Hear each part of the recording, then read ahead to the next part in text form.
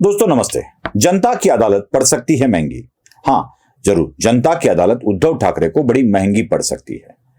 इस विषय में और भी विस्तार से कुछ कहा जा सकता है, लेकिन मैं जो आपको एक पूर्व इतिहास में जो घटना हुई है पिछले कुछ साल पहले, 21-22 साल पहले वाली घटना, उसको याद दिलाना चाहता हूं। यह घटना का संबंध उद्धव ठाकरे के परिवार से है, बिल्कुल है, और वो खुद बाला साहब ठाकरे से है। ऐसे अदालतों में जाकर कहीं और जाना कितना महंगा पड़ सकता है, यह मैं आपको बताने वाला हूं। आपको याद होगा 2002 में एक फिल्म आई थी, एक छोटी सी लव स्टोरी, जो मनीषा कोइराला द्वारा अभिनीत यह फिल्म थी और शशिलाल नायर इसके निर्माता थे। शशिलाल नायर द्वारा निर्मित एक छोटी सी लव स्टोरी फिल्म जब फिल्माई गई और जब वो प्रदर्शन के दौरान मनीषा कोइराला चली गई कोर्ट में और उन्होंने ये दावा किया कि इस फिल्म में कुछ ऐसे दृश्य है जिसको न रखने का दावा नायर ने किया था, जिसमें मेरे प्रतिमा की हानि हो सकती है उन दृश्यों द्वारा। तो इन्हीं दृश्यों के साथ इस फिल्म को दिखाने पर पाबंदी लगाई जाए, इस पर स्टे लगाया जाए। अब अदालत ने इस पर स्टे लगा दिया, लेकिन शशिलाल नायर ने इन दृश्यों को बिना काटे इस फिल्म का स्क्रीनिंग शुरू कर दिया। अब मनीषा कोइराला को वो दृश्य देखकर बड़ी असहजता हो रही थी और वो बार बार अदालत के दरवाजे खटखटा रही थी।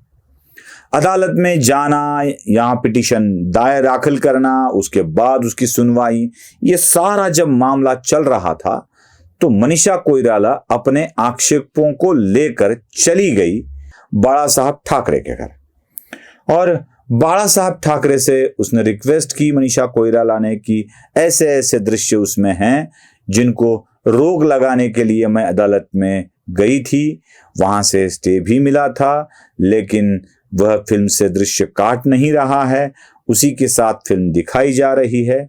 तो बाला साहब ने मनीषा कोइराला को मदद करने का निर्णय लिया और उन्होंने मनीषा कोइराला के लिए अपने लोगों को भेज दिया। कहा जाता है कि सतीश माने शिंदे जैसे वकील को भी उस वक्त भेज दिया गया था उनके मदद के लिए।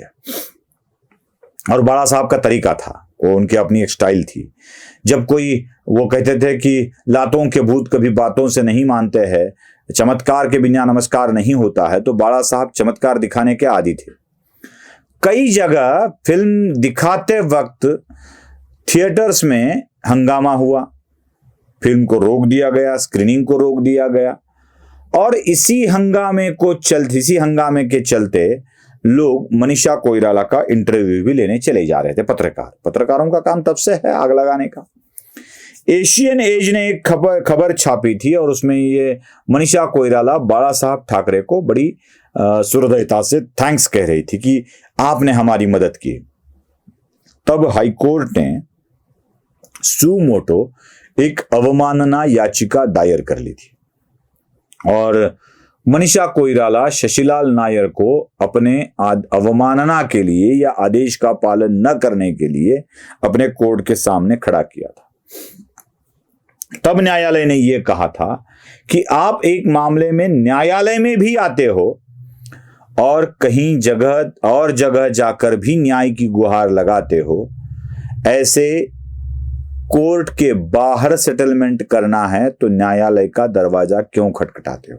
एक। नंबर 2, न्यायालय से भी आपका विश्वास किसी अन्य व्यवस्था पर है, मतलब आप यहां की न्याय व्यवस्था में विश्वास नहीं रखते हो, तो आपके ऊपर कंटेम्प्ट ऑफ कोर्ट के सेक्शन 2C के तहत क्यों आपको दोषी न दिया जाए। बड़े घबरा गए।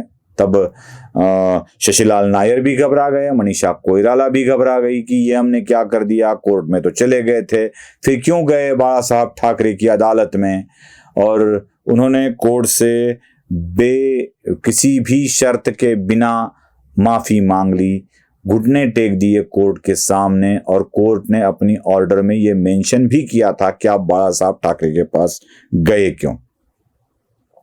किसी और अदालतों का निर्माण किस तरह से किया जा रहा है, आज क्या अलग हो रहा है। यह मैंने आपको 2002 वाली घटना बता दी, मैं आपको आज की घटना बताता हूं 2023 वाली।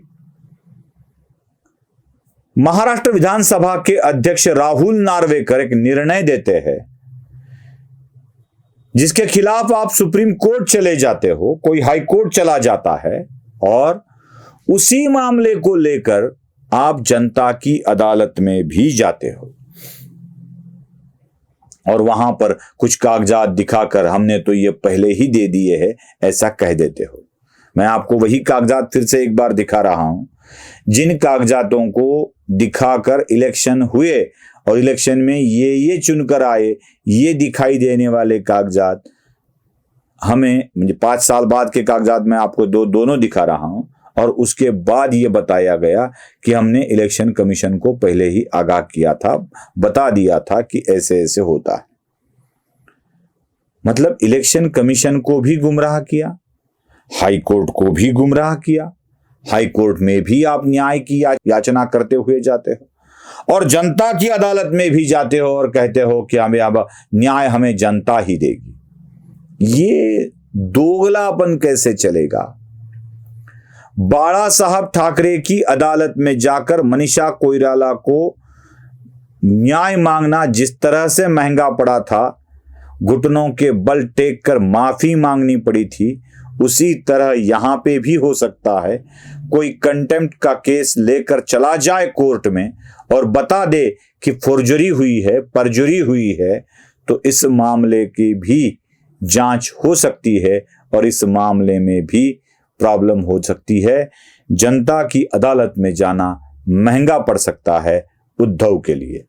आपको क्या लगता है जरूर बताइएगा। लाइक, शेयर और सब्सक्राइब करना मत भूलिए। धन्यवाद।